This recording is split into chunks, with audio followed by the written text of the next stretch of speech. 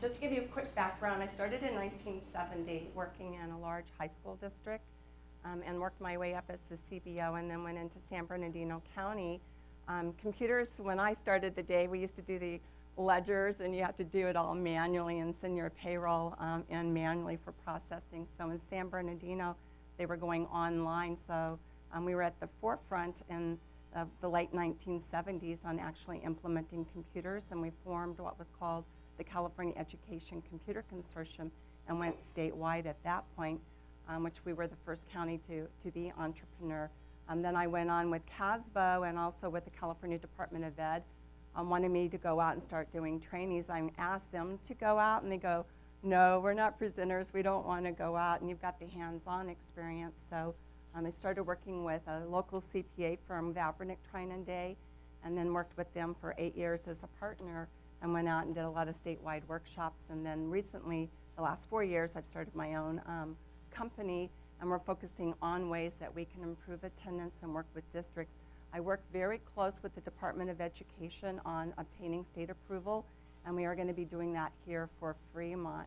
One of the things Raul was really right on target is, anytime you change your attendance accounting system, nobody that's ever gone through it, is at what we call a smooth at the beginning. Why? Because it's a change. And we have a lot of players involved. We have the school sites. Everybody's been used to working with your school max system for years. And the current way that the state is looking at the approvals is different than what they did 5 years ago, 10 years ago. It's more restrictive. There's more requirements. So we're going to go over those with you.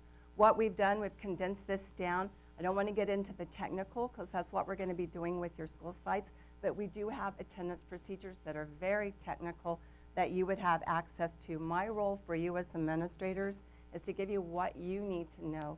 What are things we need to know that are to be done daily, weekly, and monthly so that we can make sure that we're communicating and following along with our staff on that.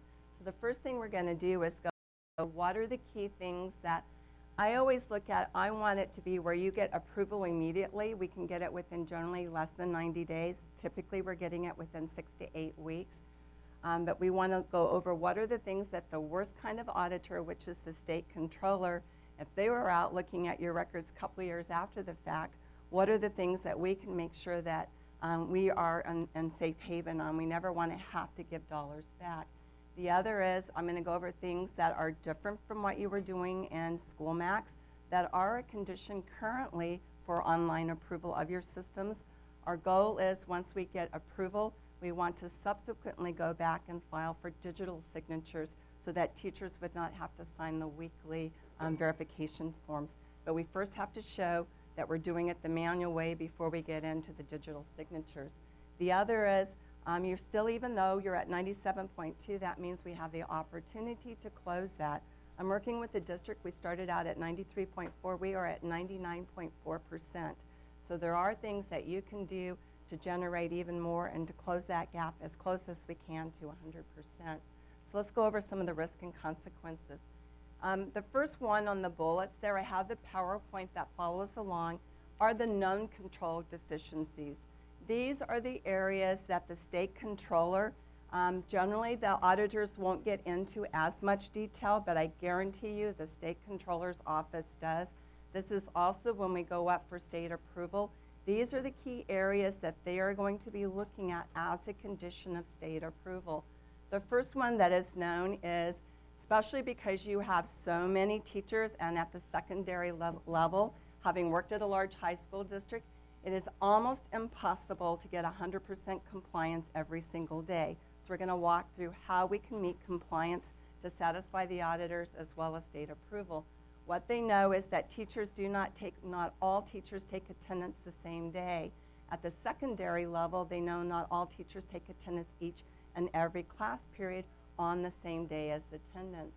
The other that the state has been finding is that the system hasn't been limited to just taking attendance today. Some of the systems still have it open where teachers can go back and change attendance for prior weeks. And in one attendance system, they found they could even go forward and post date. Well, the teachers can't do that. The school office can with the attendance codes. Like if we're looking at independent study and we want to pre-fill the future dates to show that they are on independent study, or retroactively go back and credit it, that would be a separate login and outside of what the classroom teacher would do.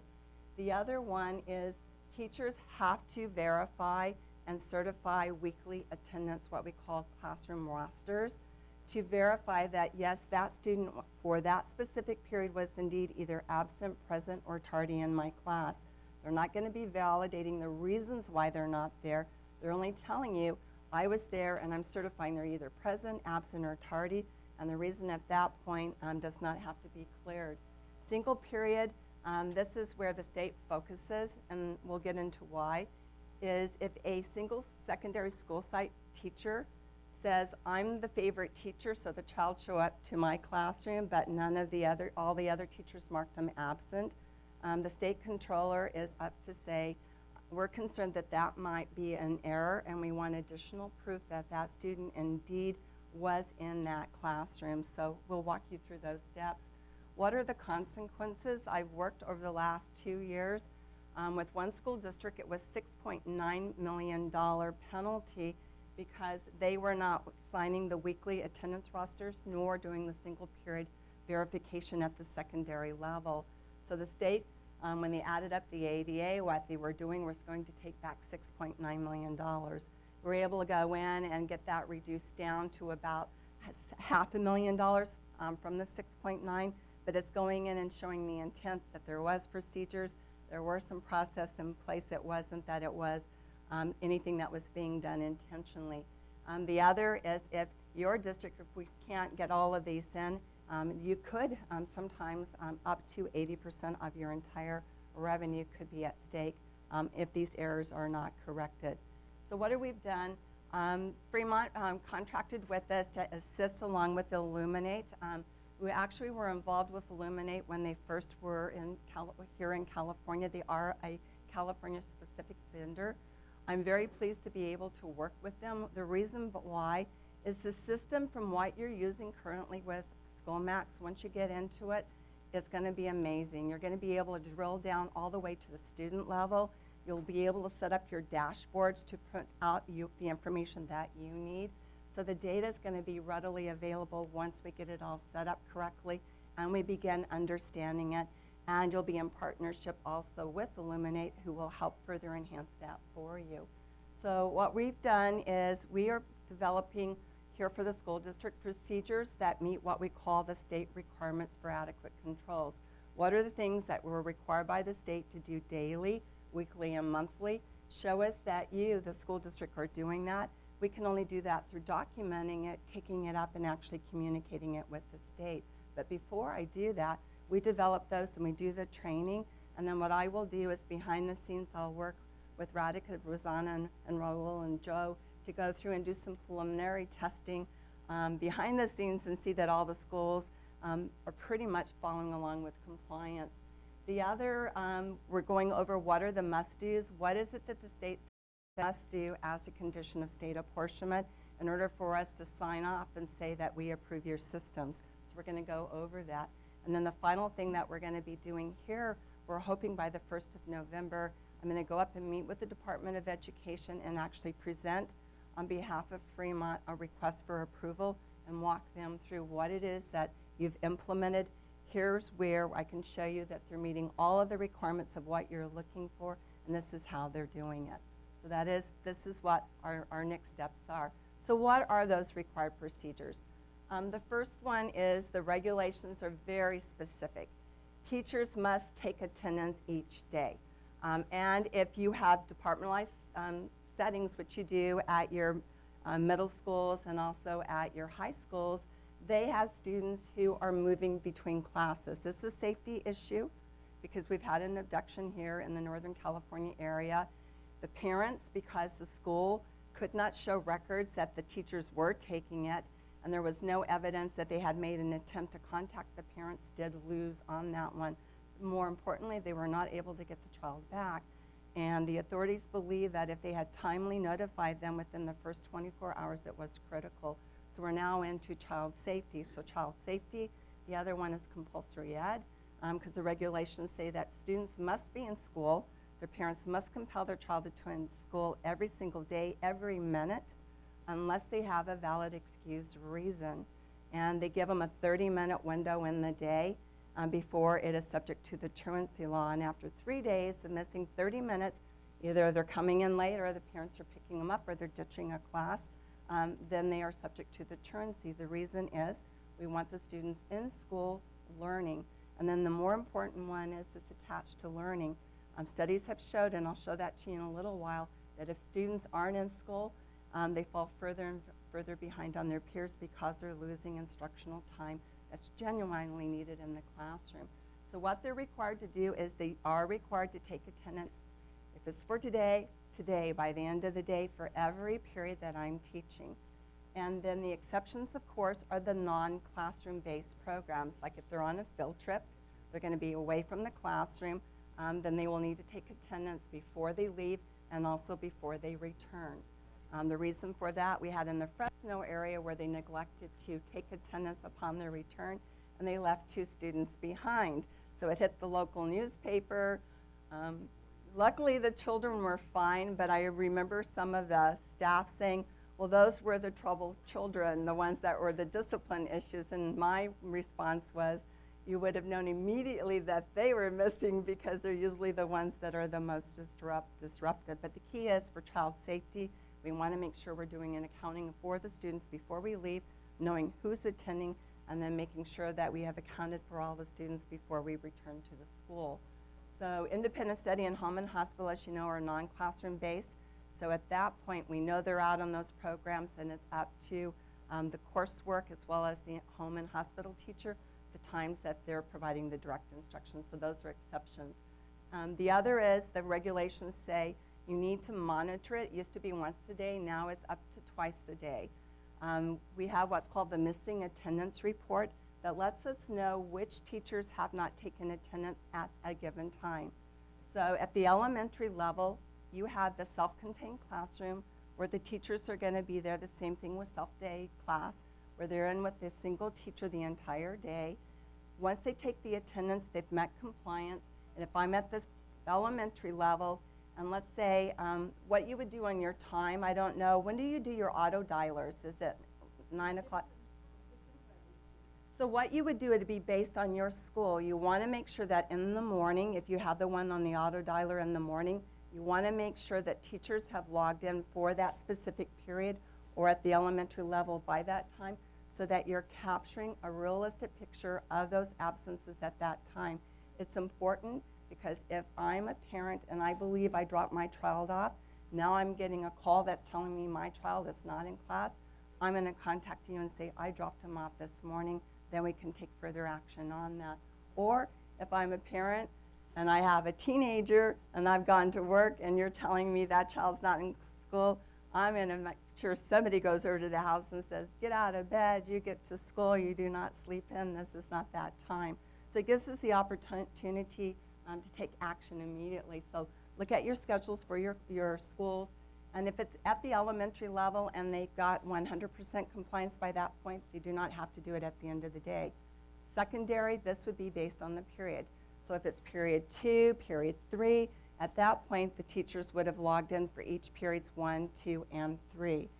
I give a time frame just as a benchmark. It's not set in stone at the state. They just want it in the morning around that time. This one is more if you haven't got 100% compliance at the end of the day, then they would run it an hour before so that you're still looking at teachers.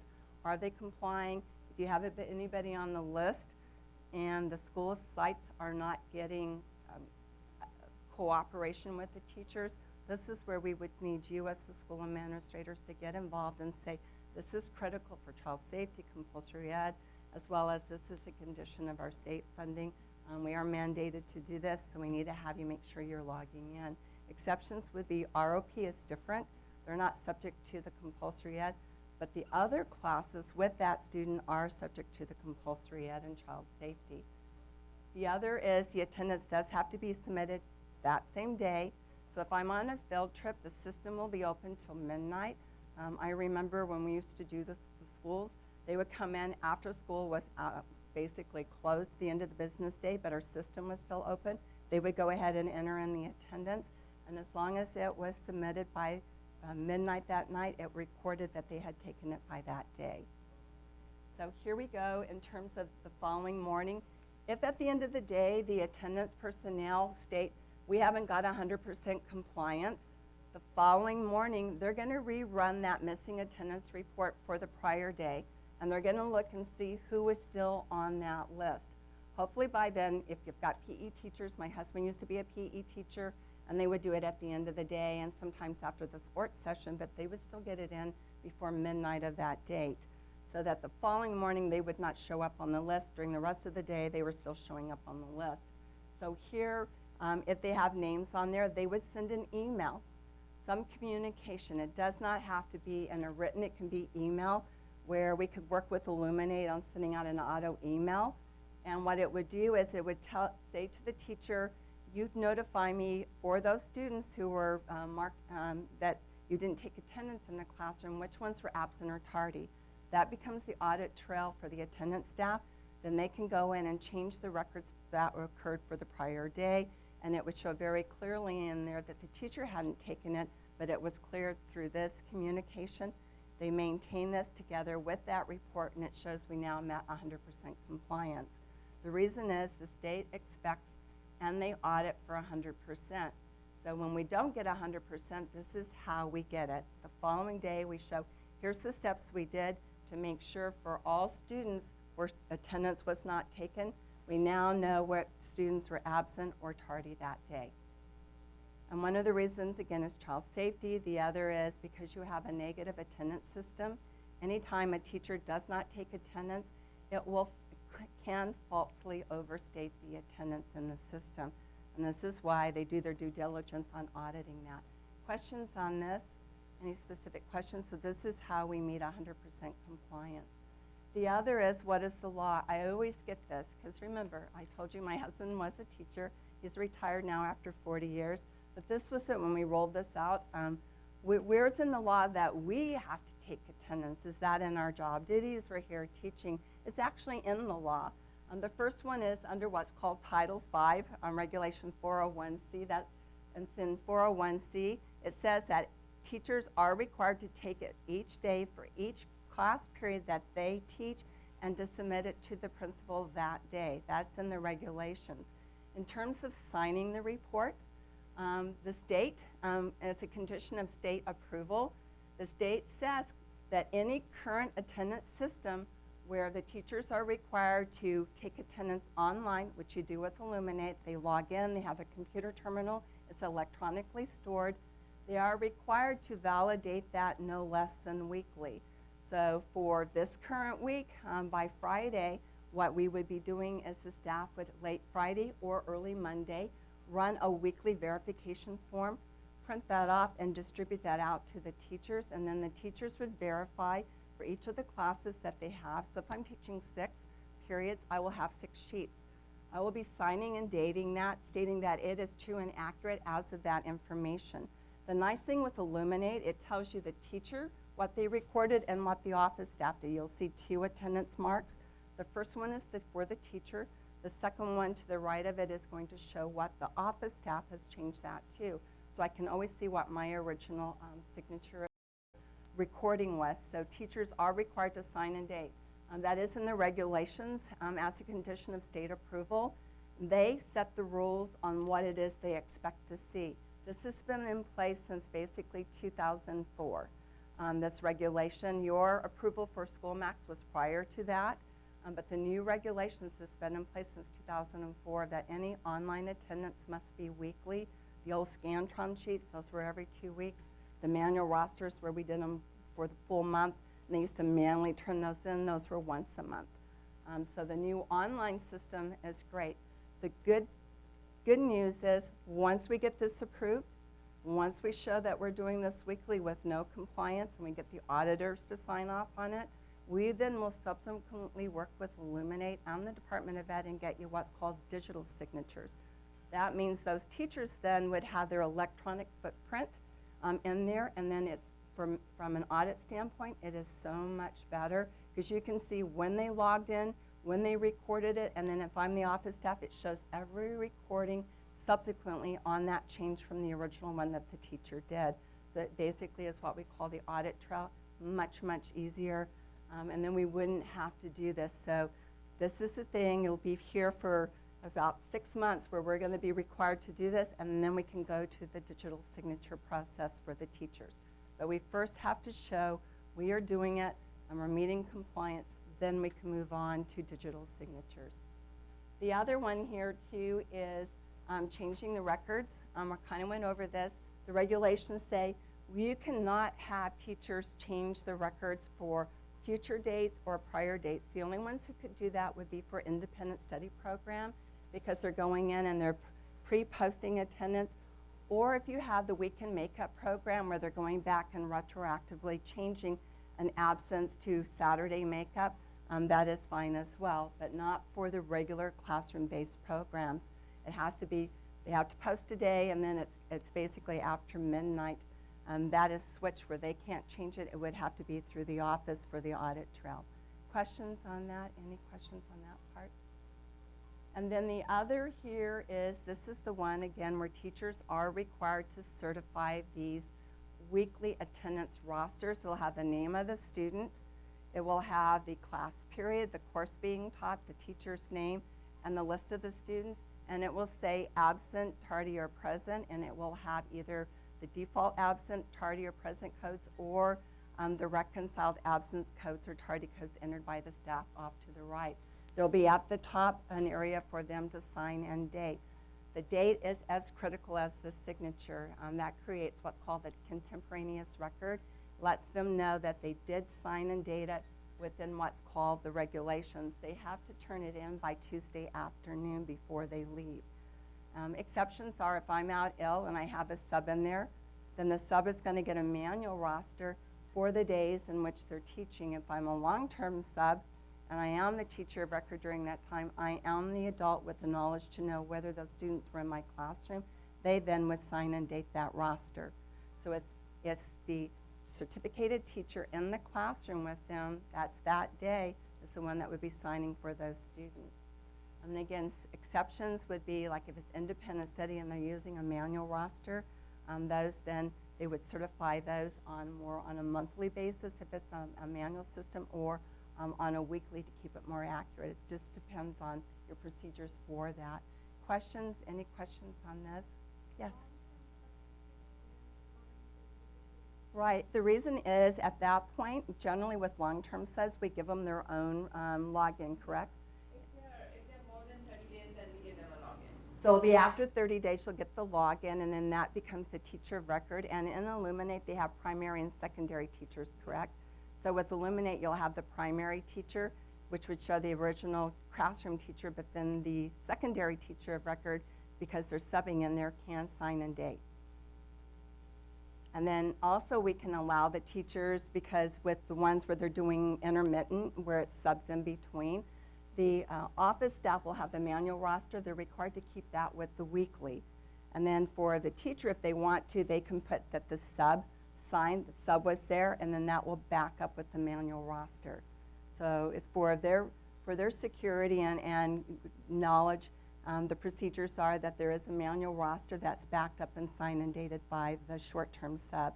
So when they're verifying it, they're only verifying for their days, and if they feel more comfortable, they can write sub up on the days that they were out.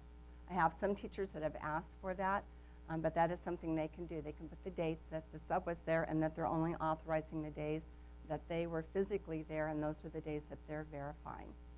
And then from the audit standpoint, they've got the manual rosters backed up with that, and that's a clear audit trail for them. Again, this is all about child safety, compulsory ed, and showing our due diligence for state funding and state approval.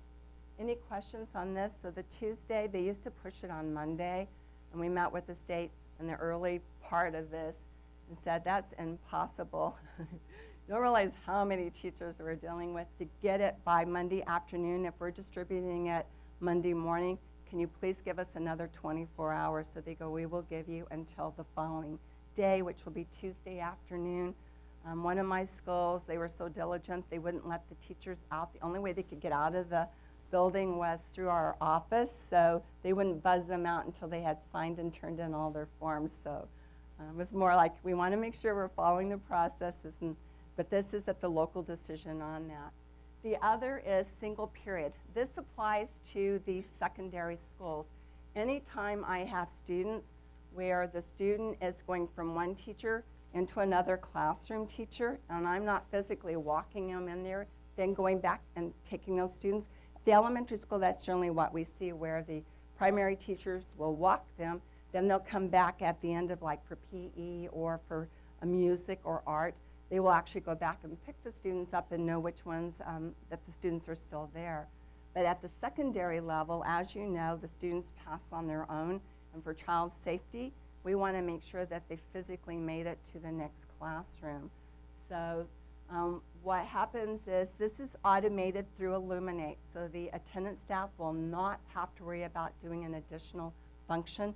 This is the nice thing with Illuminate. Once you find something that you're asked for the controls, can we do this automated if it's a condition of state approval? And they have.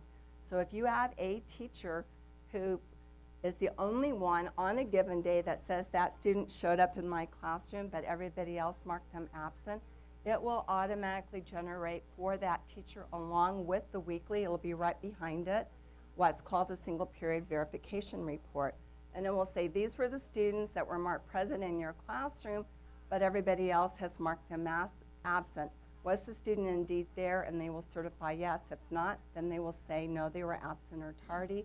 Then this is submitted to the staff, but they do have to, once they get those reports back, they do have to change that default present to either a verified present, which means it counts as a present, or to the applicable absence code based on whatever the teacher is certifying. If they don't, that default present still shows up and all automated. It just looks at for the default present, and they would continue to get that report. So this is why it's important that they have to change it physically to what's called verified present or to applicable absence code if they know indeed that student was absent. That now becomes the audit trail, and the auditors will be fine even though it's single period. The teacher has officially signed off on it, and that is confirmation that the information is true and accurate. Without it, the state says we don't have an official document. They have the right to take that money back for that whole day for that student. Questions regarding that? So they would sign and date this, return it. The teacher is plus, everybody's plus by default. Right, but you have to change it. The office staff has to change it to a verified present. And the reason for that is every time that report is ran, it's going to be looking at the default present. Yeah.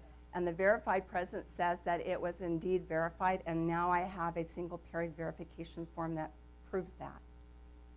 So they do need to change it to a verified present. Because that's a lot for 2,000 students. You know, But there shouldn't be that many single period. If there is, then there'll be a list, and they'll just go. They need to go in by the end of the week. We can run the report and make sure that those verified presents are cleared. I mean, the default ones, because you're going to have the backup. Otherwise, what happens is the system will still generate it. It will still show that that teacher is the only one who has the default present in that day, whereas the verified present takes it off of that queue. And we'll go over that here when we do the technical session. I'll go over it with them. But it's a change again, and this is a change, and there's a reason for the change. This is so that in the system we have a clear audit trail, and then there's a really good trail for, especially when we go to digital signatures, where now that will show on the digital signature as well when we get to that in the next 6 months. These do have to be kept for 4 years after it's created. The reason is you keep them until the end of the year, and then you add 3 years to it. So we just say 4 years from the date created is the retention for those records. And these are the things why we are required to do it. Again, the single period, it may overstate it, because if they're the only ones that state the students there, it will overstate it if that is not a true accuracy. So this is why the state requires this single period verification. Questions? Any questions that you have on that? Then the other here is we do need to make sure we're implementing this like immediately. We will also communicate this with the attendance personnel. is that teachers are required to take it the same day. They have to submit it daily. Again, if they're on a field trip, they're out, they're the PE teacher, and they have, as long as it gets in by midnight before the system is closed out, that still meets the compliance. Certifying it means they sign and date them, and then the single period again applies only at the elementary level. The other one is, how do we improve attendance? So those are the critical things we're going to be going over with your staff. They must take attendance daily. Weekly, they must certify it. If I'm secondary, I'm going to have additionally any teacher that has only one period of present for a student, everybody else has marked them absent, they will be also signing a weekly single period verification form. And then how do we improve ADA? One of the things why this is important is not just truancy. A lot of the school districts focus only on truancy, unexcused. That actually only makes up a small percentage of the absences. The ones that are issues are the excessive chronic absences for excused absences. So what we want to do is focus on absences as a whole and reduce those down. The ways that we can do that is require and make sure we are communicating our policy, that parents are to notify school officials. And I'm going to give you the regulation on it. It is a law. It's been in law for quite some time, where parents are required to notify you the same day, at the latest the following day. It is their legal responsibility. It's in the regulations. You already offer short-term independent study. We want to talk about expanding that and making sure we're capturing all of the opportunities, not just vacation. I'm not one where I promote vacation. I strongly believe that students need to be in school. I worked with one district where a student was out for 60 days on vacation because their student was bright and sharp, and the parents were getting all those cheap vacations where they could go all over the country, but it was happening during school time. What that student was missing on was the actual interaction in the classroom that is so critical to learning. So we had to set a policy that it was only X amount of weeks that would be allowed for vacation periods to get that more under control. Even though, again, they were doing independent study, the seat-based instruction was not occurring, and then we did see a slide in the students' actual skill set because of that.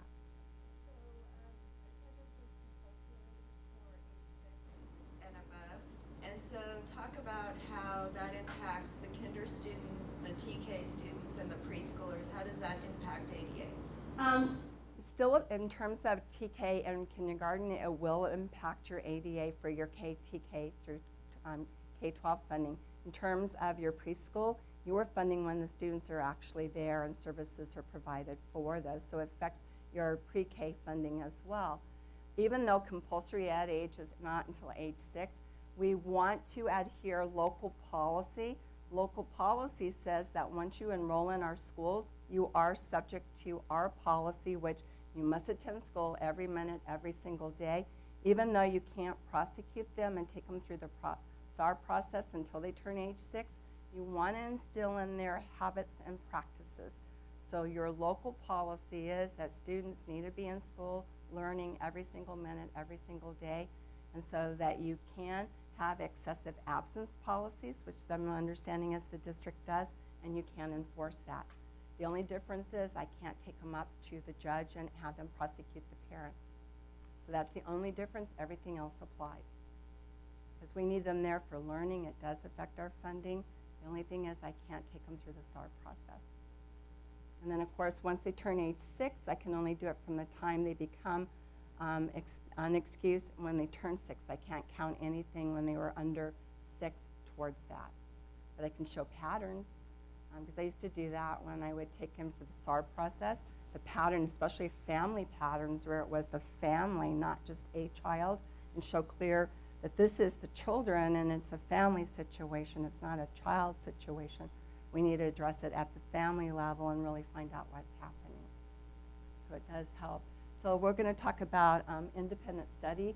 And of course, independent study is for any absences that are 5 consecutive school days or more. If you're a charter school, you do have charter schools here. The regulations allow charter schools to do it for 1 day. They're not subject to the 5-day rule. That applied through the K-12 regular non-charter schools in the 4600 series. of the codes, and those were not applicable to charter schools. The other one is in terms of definitions. You'll hear the words chronic, and then you'll hear severe chronic. Chronic absence is if the student out of 180 days misses 18 or more. That is excessive. That's a whole month. I have some students who miss 3 months, and if you look at their history from the time they start, I have one student who's missed 3 years of their education because of absences. So out of their 10-year career in school, they missed 3 years. So this is where we get into parents and understanding this is why being in school is so important. So chronic absenteeism is 10% of your school year, 18 or more. Severe chronic is basically 36. That's 2 full months. And as educators, we know that is extreme when we get into it. But this is why it's important not just to focus on truancy, compulsory ed, to actually focus on why are the students not attending, and if they're missing part of the day, why? Is it parents picking them up early for those vacations or just convenience? And we really need to instill in there that every minute, every day does count. Satisfactory attendance. California, I think, has missed it. Other states are more strict than California. You heard that it's 94.5% here is the state average. That's horrible. It's not even meeting satisfactory attendance. At the state level, they are below it. The good news is your district is above it. Other districts, their policy is we expect 99.9%, nothing less. And our goal is to reach that. It's not to reach the state average because it's already below satisfactory attendance, so we never want to be at that. Truancy here in California, it is anytime a student misses 3 full days or 3 partial days that are in excess of 30 minutes, like coming in late 30 minutes or more, or their parents are picking them up early 30 minutes without a valid reason, it's unexcused, that counts as a truancy. So partial or full day, anything 30 minutes or more in a day on 3 separate days, they do not have to be consecutive. They are now required to get that first truancy notification and state that here's the law, you are subject to it. It is not intended to be a nice letter. I know at some of the elementaries they were saying it's too harsh. You can make it a little softer, but it is intended to be harsh. It's a communication. It's your first communication out, letting them know we are serious about this. I would also, on my auto dialers, I would say, you are required by law to notify us. If you don't, your child can be subject to truancy, especially if you miss 3 or more unexcused. You would be subject to the truancy law. Average daily attendance is the number of students enrolled divided by the number of days that students are actually in attendance. So that means we're not getting 100%. So you can never get 100% except in summer programs where they allow you to do 100% or more. So why does attendance matter? It has to do with students' education. What it does is students who miss excessive absences, they've done studies, research clearly shows that there is a direct link between attendance and students' performance. Your district actually is in the higher end, so you're getting $55 a day. So every time your child misses, any of your students miss, it's $55 a day that your district is losing. So we'll switch that over. This is what the Gates Foundation, and they actually interviewed dropouts. I was at the high school district, and in our truancy process, I met with the nice thing was the mayor in our local town was also a teacher in our school district, and he became the mayor of our city. And so what we were able to do is work with the local school attendance review board as well as the judge. And the judge wouldn't do anything at our high school district, so we were having difficulty enforcing the rules. So I went in there and I stated to him, he goes, our courts are too full. We don't have time to deal with your high school students. And I said, your courts are full because you're not dealing with our high school students. When we went in and we've done our research and stuff, we have a lot of our children that attended here are now in your jail system, and we want to keep them out. So we need your help. So he said it had to do with volume, and I said, fine, give us a number. You want 3, you want 5. I just want to show that we're enforcing this, so I would like your assistance in telling me how many that you would like to take on a monthly basis and would actually help us enforce. I will make sure that it's all compliant and that we get action on this. So he gave us a count of 5 because we had tons. He would do 5 a month. So what I ended up doing was talking with them and bringing in our local newspaper reporter. And I said, here's what we've done. We've got some agreement, and we will actually be enforcing this. And of course, I chose my most favorite parent, the one, you know, if you've worked with them, the ones that cuss you out and they say all those nice, kind things to you while you're going through the process. You know their body language. You know they're already got these bad habits. So we went into the judge, and she had 5 children. I took her worst offender. She had 5 and had a history. It wasn't a child situation. It was a family situation. It had to do with that parent. So we took them in the judge, had all the records, all the documents to show that we were doing our due diligence. So the judge said, you're fined $2,500. So the first thing out of her mouth was, of course, kind words to the judge. So they put her in jail for 30 days because she was in defiance with the court. But for us, it was critical because that newspaper reporter was there. They had a picture where they took a picture of her being handcuffed, carried off, and so the headlines were, district enforces truancy law, mother, $2,500 fine, 30 days in jail. We had the best attendance after that. So the only thing is, it only takes one to get out the communications. And then the nice thing that they did was they allowed us at the local level. We would have one of the local law enforcement officers there during our local SARB. We would have them at the precinct. And if the parents didn't show up, they got a fine. They got a ticket. So they were able to do that. We couldn't, but they could. So word got out in the community that we were serious about it, and even for the period cuts, we were very, very serious about it. So just enforcing it and keeping it gets the word out. That's all you need. Communicate. This is it. And the key is it helped our kids. We were here for the children, and we wanted to make sure that we provided them opportunity. So these are the things. Basically, that 43% said they missed too many days to catch up. And as you know, students, if they start getting behind, they feel they can't ever catch up, and then you start having issues where they're missing more. So that's why I love independent study. I like opportunity ed. I like we can make up. It's to give those children an opportunity to make up time that they have missed, but carry on that, okay, it was a negative. We're going to turn that negative into a positive, and we're going to be here working for you. So the other is the green light, the red light, and the yellow light. So we never want to be in the red light. I don't like being in the yellow zone. You guys are right now in the green light, but we can still look at making more improvement in there. It becomes problematic again, and not on our truancies, but on all of our what we call our excessive excused absences. So we need to monitor those. This is just a chart to show you that if you just track it on the unexcused, you're getting a false sense of it. And if you start looking at the percentage of types of absences, it's important. So what can we do? One of the things is require parents to give us an explanation the same day. The other is to communicate our attendance policy. Do it in a positive way. Get it out there on your websites.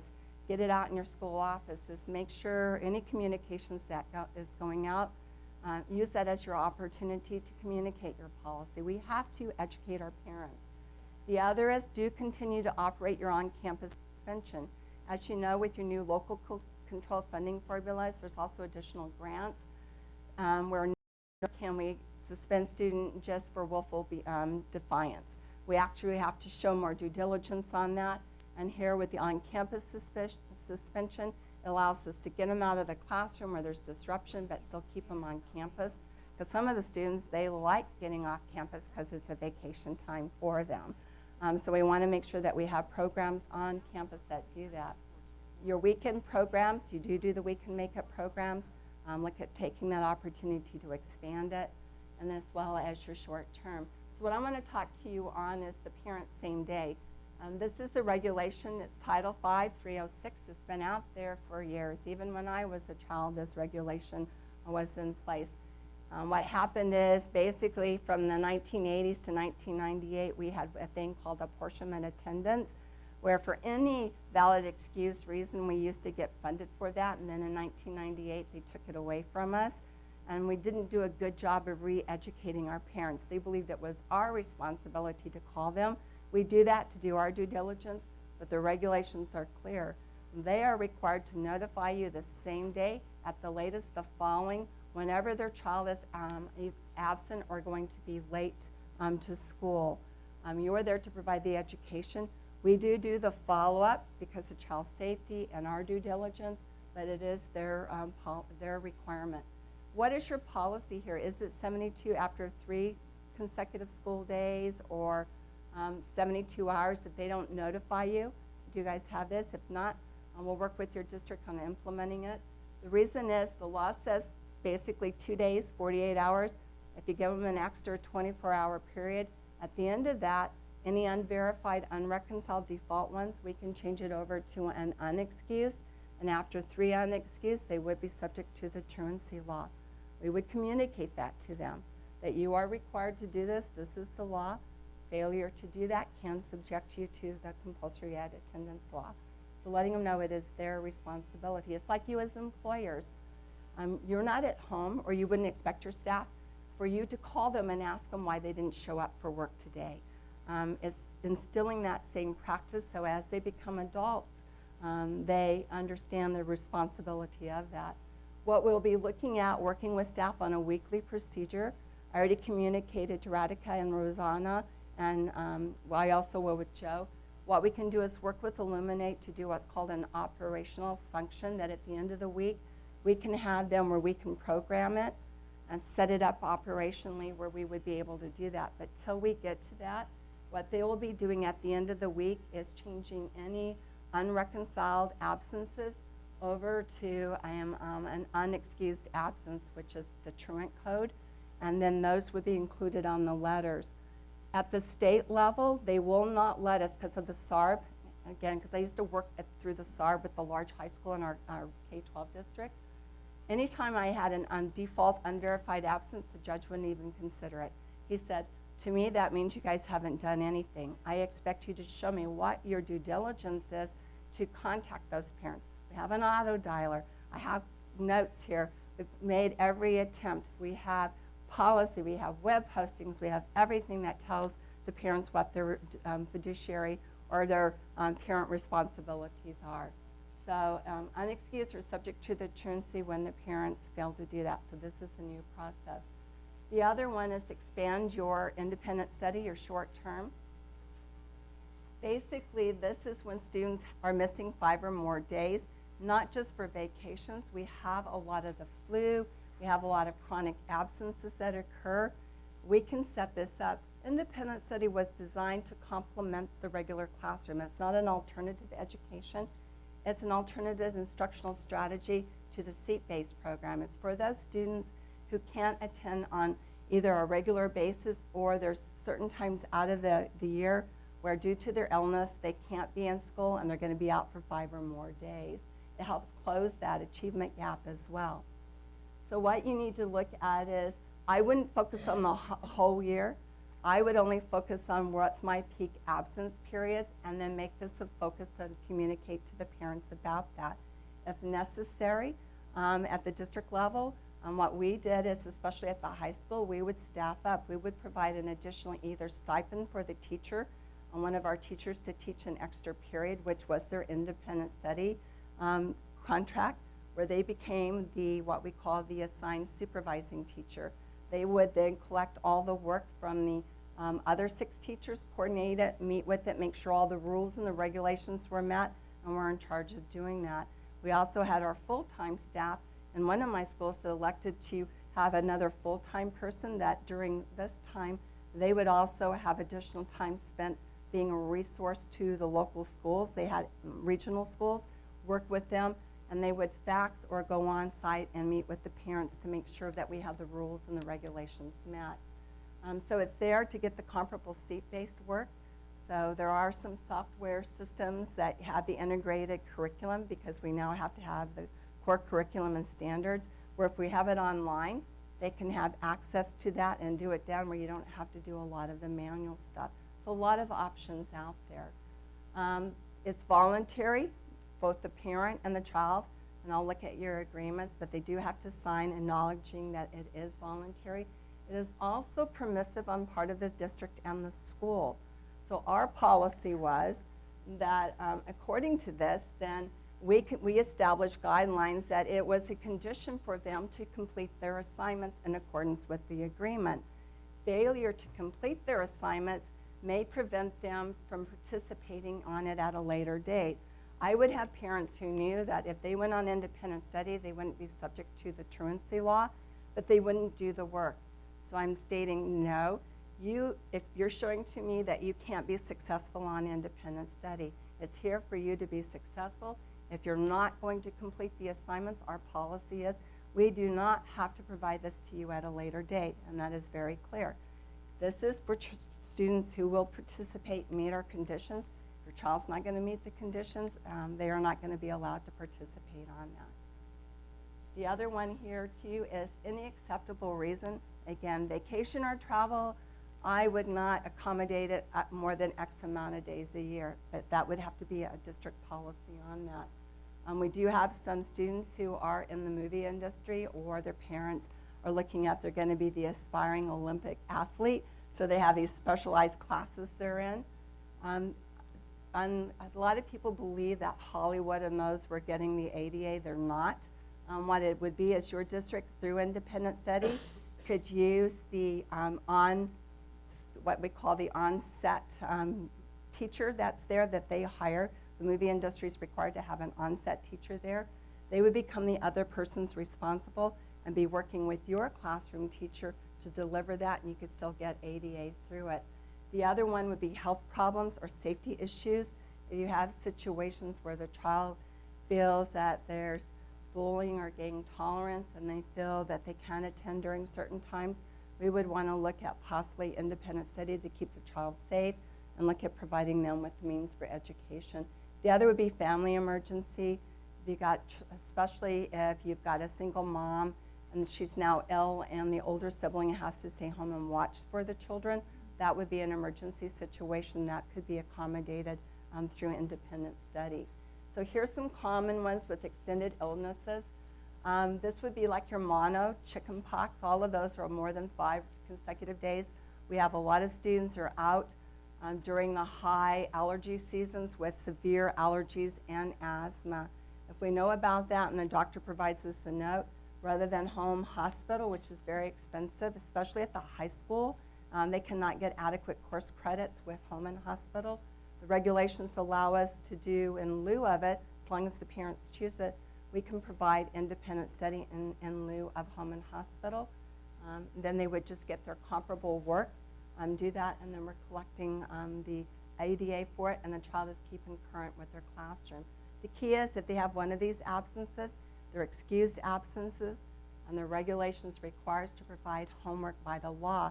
So we might as well look at how we can provide that through independent study so we can still continue providing the curriculum on a more structured basis and generate the ADA for it. ADA credit can't be earned for the prior days, but if I find out today that child who's been absent for the last 2 days is now going to be out for another 2 to 3 weeks, I will make that agreement for a 3-week period. A week prior to that, I'm going to follow up and see, do I need to do a new agreement for the additional, if they're going to be out for an additional week? I'll do another agreement, but at least I know through that 3-week period, I've got that independent study. So I can't extend it's like your mortgage. You can't extend your agreement at that low rate, but you can get a new agreement to get, that period during that time. The other here is, again, if they have a health issue, do look at in lieu of home and hospital. Home and hospital is one-on-one with the teacher. Very expensive. It's usually $75 to $100 for the $55 that you're getting. So you can clearly see that you would be on the negative end on receiving that, doing it. But we would do it for the most serious cases where they genuinely do need it. The other one here is your teacher. Whoever you have has to be a credentialed employee that has a valid teaching credential. Some of the districts, especially a few charters, were looking at using a counselor at the secondary school.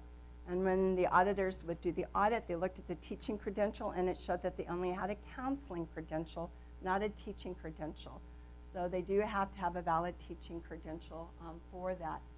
They would need to make sure that they're evaluating the work, especially the student work samples. What it is let's say they're given 6 comparable seat assignments. They don't have to keep the entire work sample package, just one sheet out of each one of those pages, basically to show that the student actually did do the work, the type of work is appropriate for the grade, and then that gets kept as the representative sample. You don't have to keep the entire packet, just one sheet out of each of the subject matters to show comparable work was provided, work was completed by the student within this time frame for that. And we no longer have to have this initial and date on the front face piece of that. In 2012, there was regulations that went in that stated that those teachers are no longer required to put their initial and date on that front page sheet of each one of those work product samples. That was additional steps, additional work, so that regulation is now out of there effective with this current school year. The other one is, this is really important, is that time value. We'll work with the district, I'll review your independent study agreements, but this is important where out of the work, as long as the student completes the minimum day, which the basic rule for grades 4 through 12 is 240 minutes, or if it's a shortened day, let's say it's for professional development or an assembly day, those would be called absolute minimum days. So as long as on those shortened days it's 180 minutes, but on the regular school day it's 240 minutes, we get to claim the ADA for it. If it's less than that, we can't. So the rules are, I'm required to give them a full day equivalent, but as long as the student completes 240 minutes out of 360 minutes, I get to claim it. And on what we call shortened days, assembly days, professional development days, other days that we have for students that are not the regular school day, as long as it's not less than 180 minutes, I still get to claim ADA for that as well. And then on this, we need to just make sure that whoever is this, assigned supervising teacher says this is worth 1 day, this is worth 4 out of 5 days, this is worth 6 out of 7 days. They would need to make that determination. Questions on this? And then any charter schools here? Any charter schools? They're a little bit different. They have to keep an additional log because they only get apportionment on the days in which the charter school is in session. So they have to prove the work was done during a day school is in session. Can't be on the weekends or holidays. These are the record retention rules. These are the things that have to be kept for 4 years. This is why with Illuminate, when we worked with them, is to create what's called for short-term independent study, what's called program override. That means the student is still enrolled in the school, so I don't have to disenroll them and re-enroll them in independent study once they're off, go back and change it to seat-based. Illuminate is really great because the system is set up that I am still enrolled at the site for short-term independent study. It's just going to show that I am now taking my studies on independent study. So they will be using what's called a program override. And then they'll also be going in and changing their attendance record to show they're on independent study. At the term, if they say that they're on, according to the agreement, for 10 days, at the end of that 10th day, it automatically defaults back to regular seat-based program. So they don't have to go back in there and change it. The only time that they would be required to change it is if the student returns early, or you have to get a new agreement to extend that agreement, that term. That would be the only time. But Illuminate did really great with School Max. You would have had to go in. And then on the enrollment records, it was in and out, and it was a nightmare trying to reconcile those. We were very much aware of that, so this is why Illuminate designed it so that it's not a change in the school enrollment, it's just in their program how the delivery is, which would be through independent study. Questions on this at all? Any specific questions? Then the other here is, again, students, like especially full-time independent study, we have to show that they were officially enrolled in a physical school site of the district. Can't just be the independent study program. It actually has to be where would the student be attending if it was their seat-based program, and then show that they are then now enrolled in independent study. We can't claim independent study before the agreement is officially signed by all 3 parties. The student, if the student is under 18, the legal parent, guardian, or caregiver, the designated independent study teacher, and then also if there's other persons responsible, you can also do that through what's called the course work assignments, where each of the course teachers then can sign those, but they don't have to sign it in advance of the agreement. The 3 required ones are the supervising teacher, the student, as well as the parent or legal guardian. Questions? Any questions on that part? And then I wanted to go over with you monitoring of your time elements. I'll just do this briefly, and I need to let you go because it's already 8:30. On instructional times, we have to meet our annual number of days. We have to meet our daily minimum requirements and our annual instructional minutes requirements. Those are what we call annual minute requirements. When we get into the 180 days, pretty much through from July 1, 2009 and after June 30th, 2015, it's 180 days. Unless you weren't participating in a longer day, longer year. That's now out with LCFF, so they're going to go back to the 180 days. There was what was called flexibility, where if you fell short and your minutes could be lowered down, you were only required to operate 175 days, and that's because of the shortfalls with the funding. But starting July 2015, it's back up to the 180 days.